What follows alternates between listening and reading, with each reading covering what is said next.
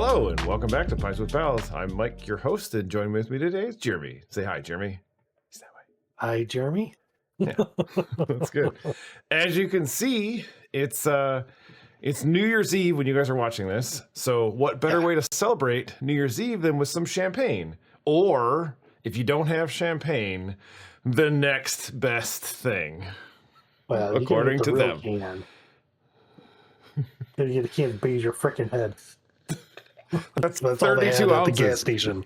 for the listeners. So that's what happens when Mike's like, "Ooh, last minute, 2 hours before we go record a podcast, let's do a New Year's Eve one." Oh my gosh! Oh. It even looks like champagne. Oh, do you have like a fluted glass? Yeah, I got a champagne glass. I had to go full. It's really light. Full champagne spec. So I grabbed a cup. This is best served colder than ice. One of the funny stories that is some clear stuff. My dad and I were watching a movie in our basement and had these in a cooler. We had put like a 12-pack in a cooler, and it got so cold that the ice was sticking to it, like all the ice we poured into it, and like we went through that like 20. I think it might have been either a 12 or a 24-pack in like less than the time it took us to watch a movie. But we were watching Lucky Number 11, and it just kept being so funny. The aromas are missing. I mean, it smells like, I don't know. It smells like beer. It's very sweet. I feel like this is probably one of the sweeter beers that we've done on this podcast. I think it's even sweeter than Bud Light, but it's because it's not a light beer. Their slogans on it, I think, are kind of funny. Like if you go to their website, like their first like snippet is like a favorite among bartenders, brewers, and beer lovers in general. Miller High Life launched. Yeah, it launched as a Miller Brewing Company's flagship beer in 1903 out of Milwaukee, Wisconsin. It's a crisp, easy drinking, flavorful. It is the epitome of American lager category. I don't know that I would agree with that necessarily. True to the original recipe, it's brewed with the proprietary blend of malted barley, hops, and from the Pacific Northwest and Miller yeast. There's also like a thing at how it got the name, or how they say it got the name, the Champagne of Beers. They said in the early 1900s, roughly 1903-ish or later, Americans enjoyed their beer at a saloon or taken home in a bucket.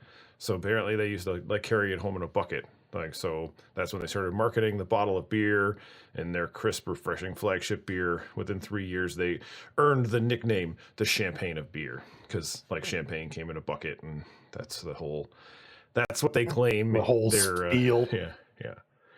I don't know if I necessarily buy that. But I definitely think it worked well as an advertising campaign, because basically everybody recognizes it now, or at least like jokingly tongue-in-cheeks it. It comes in at 4.6%. I think the light one was like 4.3%. I don't care for the light one as much, and it's harder to find. So they have a Miller High Life Light? Like, what's the point? It's like 100 calories instead of like 160 or something. Oh, okay. Fair enough. I feel like you lose a little bit of the sweetness. I don't care for the smell. The flavor's not horrible. Like you said, it's sweet. It could be the can. You got a keg full of beer in front of you now. It's kind of a pain in the ass to drink. One person should drink. So I'm surprised yours isn't skunked. That's one thing I definitely remember of the clear bottle Miller High Life. They always seem to be a little skunked. They were always light struck. Yeah, I don't have any off smells, which is good. Funny that they do put it in that light bottle. I wonder if they use that you said it's got corn syrup in it earlier before we started the episode. That's probably what kind of helps it some. Yeah, I was wondering if that would kind kind of off gas it. So I am a big fan of Miller High Life. It's basically the beer I grew up on, and my dad and I, whenever we get together, tend to get like a 12 or a 24 pack of this and just kind of sit down and chat like at a bonfire or something. I feel like it's a great bonfire beer. No, there you go. So I'm gonna rate this a little higher than I probably should. I would say it's probably for nostalgic reasons. Right. It's probably like a 4.3. I think I would, if you had, if there were two next to each other, like a Bud Light or this, I would choose this. I think out of like somebody's cooler or beer fridge. Right. I'm definitely not going to go as high. I am not a fan. I've never been a fan. It reminds me of Bad choices. Childhood as well, but not necessarily in a good way. Well, mine's not childhood so much. It was like in my late 30s. Yeah, early 30s. So I'm gonna go with like a 3.2. I think is about the highest I'm gonna go with it. I just I have to judge what I have in front of me. So like the smell is not pleasant. The taste isn't horrible. It smells horrible, but the smell is not pleasant at all. The head retention is non-existent. Like it's completely gone for the most part. Yes. You know, it's still pretty carbonated. I mean, clarity through super clear. It's a very clear beer.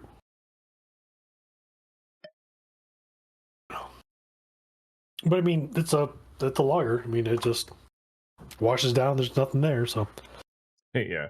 It's an easy, is a good, easy, crisp drinking beer. I get it. Yeah. I think the more I try, the more styles, I think the more spoiled I get of other brands of lagers, like imports and stuff like that. I'm definitely more of a fan of those, I think, overall. I was a Bud Light fan for, oh my gosh, forever and a day. I gave Bud Light or Budweiser a lot of my money. But then like I started trying like other lagers. I just kept tiptoeing down that road and went into like, German import lagers, and I was like, wow, I really like those. So I think that's where I prefer myself versus American lagers. So I think my American lagers are sweeter. There's not necessarily something I always want myself. I know when we did that blind taste testing, like I forgot like how sweet some of those were when we were just drinking. Like, holy crap! Like this is a little. It was just the same. Yeah, and I think that the more I kind of go down the rabbit hole of home brewing, the more I'm liking ales a little bit better. Even like making your own lager, but I kind of care for like a Helles or something of that category. I'll lean toward just because like it's not an easy way to brew these, right? Like you can't brew at home an American lager very easily because of how technical everything needs to be for bottom fermentation, a lager ferment. And so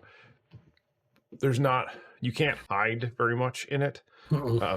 So I think that's kind of where they have to kind of sweeten it up, because like if you don't, like you said, especially in a clear bottle, you're going to get skunked beer potentially, or you're just going to taste a little bit of the off flavors. And I think the only reason, well, not the only reason, but obviously non-pro brewers or non like Anheuser-Busch or Miller breweries can do a good lager, but there's a lot to be said for the quantity that they're brewing in. When you're brewing thousands of gallons at a time, you can make smaller mistakes that won't show up in your beer. But if you're only brewing like a keg at a time, even like for a home brewer, 5 gallons at a time is about the maximum that 90% of the home brewers can do, thereabouts, like give or take 2 or 3 gallons. But you start getting to the microbreweries, and they can do potentially like a full barrel, so like 60 gallons or whatever it is at a time. 30. Still a lot. So It's a lot of beer. ultimately, I am a fan of this, and I will drink the rest of the 6-pack that I have. I already had There one you go. today, so probably was an unfair No, not really. I mean, assessment. you can say that about the other beers we've tried. We've all had them somewhere for the most part. I think the only way for us to truly have something we've never had before is like to go somewhere and grab it and just leave and go do a review on it. That'd be the only way. Because if not, we're gonna say, "Oh, let's just sample this real quick. This would taste like before we take off." No. Let's just buy and go. Yeah. That'd be the hardest part for either one of us, honestly. I think because to go to a brewery, we're gonna want to try stuff. So. What I have noticed and what I feel like is been helpful for me is to like not really worry about the prices, because up here they'll charge you like $5 for a 5 ounce and then like $8 for a 10 ounce, and not considering like I get that you're paying like $1 more for 5 ounces instead of 10 ounces, but it's being able to try more stuff and or doing like I still won't do a flight. My wife likes doing flights, and I'm not a huge fan of the flights just because I feel like in the I'm trying to rush through it, I think, before stuff gets warm, and or I don't really need it to get warm, and so I'm not a huge fan of flights. But it does save the waitress or bartender or whoever is serving you a little bit of time. Get Like, a 3 ounce pours constantly. Oh, there I need another one. So, but I definitely feel like that's a good way to try a bunch more stuff without like getting full or drunk too soon. So Exactly. Nope. I totally agree with that. I do enjoy flights, but I do mind like I usually try to do light to dark if I can. So if it's a dark, heavier beer, like it's fine if it warms up a little bit. I'm not too worried about it. But the light ones you want to drink relatively quickly, like lagers, because they're better. They're better cold. yeah, I feel like the amount of time that I've been sitting here talking is almost too much time. So 12 minutes with this being sitting out in the thing might have been, I probably just need to slam it. I was hoping it would like degas a little bit, but it's just not getting better. Well, it's just not your cup of tea. What was your rating? I forgot already. Oh yeah, like a 3 something or whatever. Yeah, just a. Because like I don't know if I'd ever have a 2 beer. I think a 2 level. No, I feel like that's the a lie. effort. I think I probably have. I definitely have. There's a brewery in Ann Arbor that I just don't care for. And I'm sure I could find something there that I would be able to drink, but the majority of their stuff is just terrible. It's like they use bad Yes. water. I have come thinking about it. I went to this one brewery. I don't even say where it's at because I don't want them to not like me anymore. But every single beer style they had was sour. Right? Like I got Oktoberfest, it was sour. A friend of mine got like a porter, it was sour. Like every beer they had was sour. Like somehow some wild yeast or they didn't clean properly. Something bad happened to every single beer style they had was soured. It's weird. That was so weird. That's the only thing I can think of. There's some like he made a sour kettle beer and he didn't clean his equipment, which is we can talk about that some other time. But if you don't clean it that well, like it can contaminate other beers you do afterwards for a while. Wow, that's scary. So, yeah, that's why I won't do a soured beer. I don't like sours anyways, but I won't do one just because of that. So have you made an American style lager yet? I've done a pseudo. Well, no, I've done 2 lagers. I've done a pseudo lager and I've done a normal lager with my homemade chiller, which was very difficult to do because as you're pumping through the water, you're just doing like a heat exchange, right? So the yeast gets active and really, really happy. So it bumps up the temperature to, let's say, to 60 degrees. Well, I'm trying to get down to like 55. So I was melting all the ice in there. So like twice a day, I had to put more ice into my bucket to get it down below like whatever, it's like 34, 35 degrees. So that would bring it down. I like the spunding valve one better overall than I did like the actual bottom for fermenting one that I did with the temp control. It wasn't granted, it wasn't the same beer recipe either. So, but flavor profiles, like there was a lot of sulfur in the temp controlled one. That took a very, very long time to degas. That was kind of off-putting. It was pretty clear overall. That was the first one I ever did with gelatin too, to make it even clearer, because I don't have a filter to clear anything with. But I think the spongy valve one was definitely a lot just more simple. Didn't have any off flavors. Granted, it wasn't super clear though, because I was afraid to use gelatin in that one. That was the first one I did. But I mean, like flavor profile was delicious, clean, crisp. Yep. So are either one of those the potential brews for this week? Would you? No, actually, I just found it's a simple Pilsner beer is what I found. Something very simple to make. Like it doesn't take a lot of ingredients. This one was interesting when I was reading the recipe. Like they do a step fermentation, which I don't think I can do that. Yeah, so let's go over the so the grain bill itself is it's really straightforward. So 8.5 pounds of German Pilsner malt and a half pound of Cara Pils. So basically just to give it like some head retention. So for 60 minutes you're going to throw in about 3 ounces of Saaz hops. At the 15-minute mark you're going to throw like a Warflack tablet. That'll collect all the proteins, that will drop out to the bottom, and then that flame out, which basically means we turn off the heat and all that kind of stuff. You're going to add in like another ounce of Saaz hops. So when you get it down, you cool all the way down, you're going to pick your pitcher yeast. You can use any Pilsner yeast you want. I went with White Labs 800.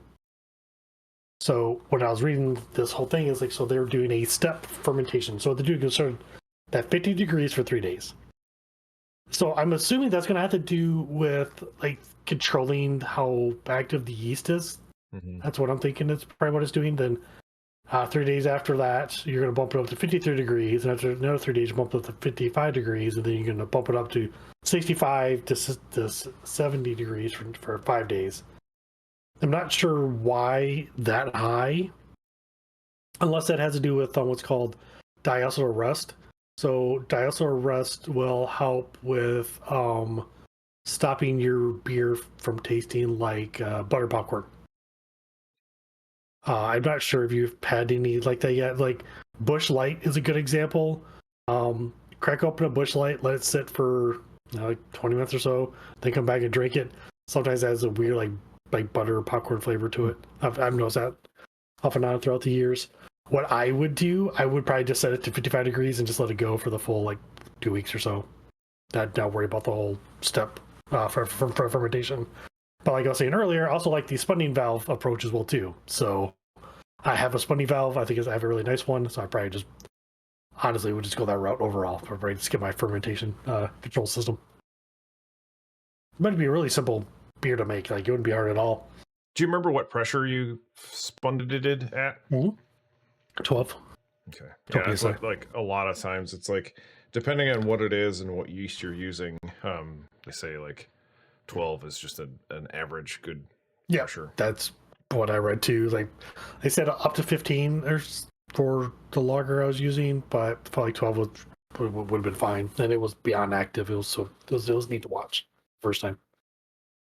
Yeah, I'm excited to start brewing more stuff. And I think that once the summer hits, I'll probably try and brew like a clean, crisp Pilsner, maybe something simple like this one.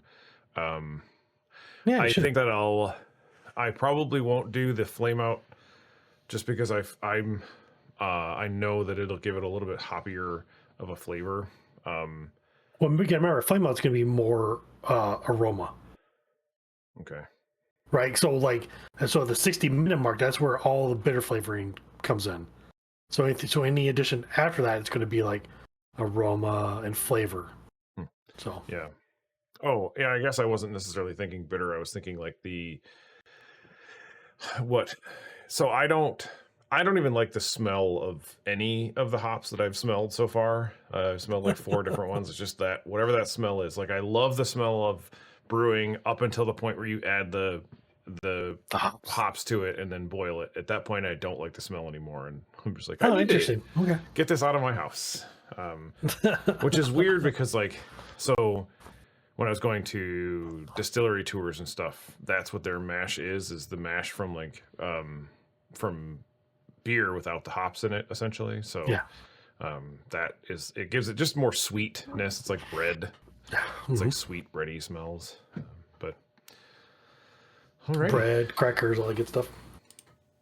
yeah. Well, on that note, don't forget to have a pint with your pals, and it is New Year's Eve, so if you're having a party, please drink all of their champagne really quickly so nobody gets it. No. Please be responsible. I stole your line a little bit, I know. But, You did. I almost don't know where to go. Yeah. So like, comment, subscribe, join Discord, ask questions, post funny photos, post what you're drinking. Be really curious. I don't know if we have a section for user post. Maybe we can add that in there, but go for it, man. Just let us know what's going on. Let us know how we're doing. Appreciate you, everyone. Happy Cheers. New Year's. Happy New Year's.